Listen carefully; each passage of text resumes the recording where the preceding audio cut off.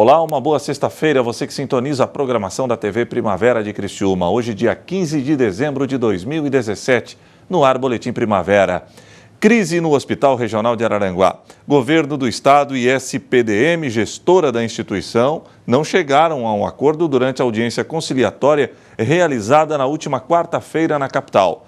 Com isso, os funcionários continuam sem receber salários e sindicato que representa a categoria teme pela paralisação total dos atendimentos na entidade.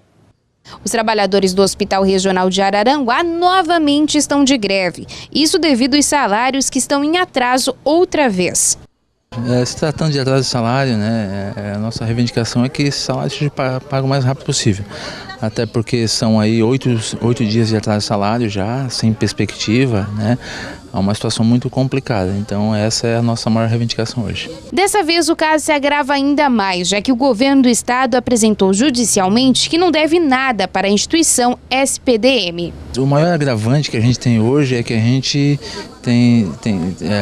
está sabendo, de fonte segura, inclusive ontem teve uma audiência no estado na justiça, e que o estado não deve mais nada para a SPDM, que inclusive a SPDM tem valores a pagar para o Estado, Então isso é uma preocupação muito grande, porque a SPDM recebeu um valor de R$1.680.000 para fazer a folha de pagamento, não fez essa folha de pagamento, priorizou outros pagamentos e não a folha dos salários, Isso, sem dúvida, é muito preocupante.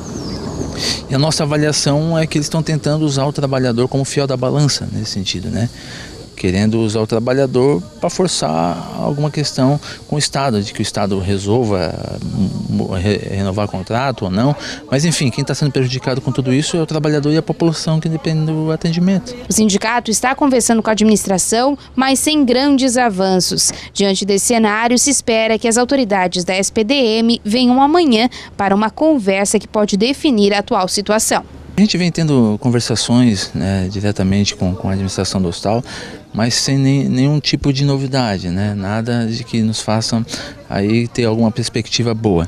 Amanhã vai estar vindo para cá o superintendente da SPDM, Mário Monteiro para vir fazer a conversa conosco.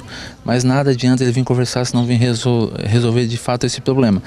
Inclusive a gente tem uma ação judicial, está correndo multa diária contra a SPDM de R$100 por funcionários. E isso muito estranho, já era para eles terem resolvido esse problema, Com uma multa dessa vai sair muito mais caro eles ficarem atrasando o salário. Enfim. Até mesmo, porque é uma situação recorrente, Sim, a gente tem um histórico de greve recorrentes aqui no Hospital Regional de Araranguá. No mês passado já teve greve, Alguns outros meses também durante esse ano já teve greve. E agora no final do ano, com a preocupação da segunda parcela da terceira também, que provavelmente se não sair os salários, também não sairá aí a segunda parcela, pode se estar virando num caos, A nossa maior preocupação hoje é conseguir manter o número mínimo de trabalhadores, Porque pode acabar virando um colapso isso aqui, se a gente realmente não conseguir.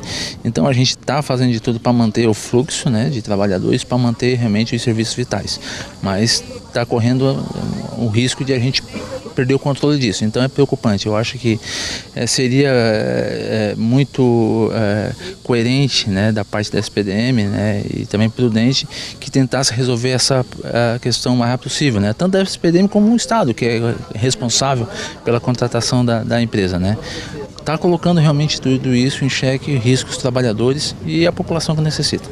O Observatório Social de Criciúma divulgou o balanço financeiro do poder público. Confira na reportagem da jornalista Morgana Salvador. O Observatório Social realizou a avaliação nas contas do Executivo, analisando o terceiro trimestre do ano. Em relação ao Executivo, o que se pode dizer é que nós tivemos um aumento de receita de 8,44% em relação ao ano 2016, e tivemos uma diminuição dos compromissos da ordem de 7,17%. Ou seja, nós tivemos de um lado aumento de receita, de outro lado diminuição de despesa, e isso significa que as contas vão bem mais para o equilíbrio. Existem alguns detalhes que apresentam uma diferença no valor que entrou em caixa para o valor em que foi pago as contas. Esse fator ainda vai ser conferido com a Secretaria da Fazenda para saber se existe esse valor ainda em caixa. Tem um valor ainda que, se nós observarmos que o município arrecadou nesse período 453 milhões e pagou das contas do ano apenas 310 milhões. Pelo menos esses são os dados que mostram o portal da transparência do último dia 12. Nós vamos, sobre esse número que nós consideramos bastante discrepante, nós ainda vamos clarear com a Secretaria da Fazenda.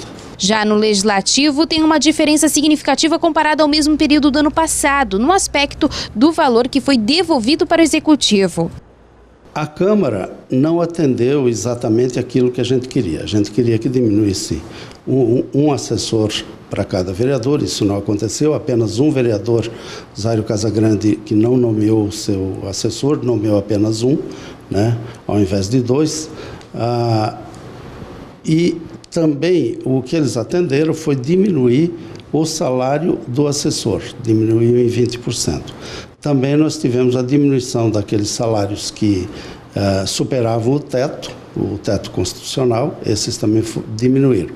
Ou seja, a Câmara mostra um comportamento um pouco melhor do que nos anos anteriores, mas ainda não atende exatamente aquilo que a gente pensa que pode acontecer, né?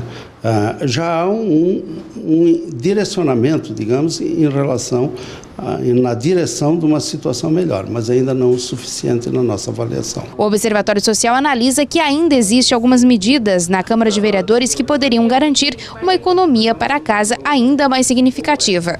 Nós achamos que o vereador não precisa de 2 assessores, nós achamos que um assessor só consegue atender.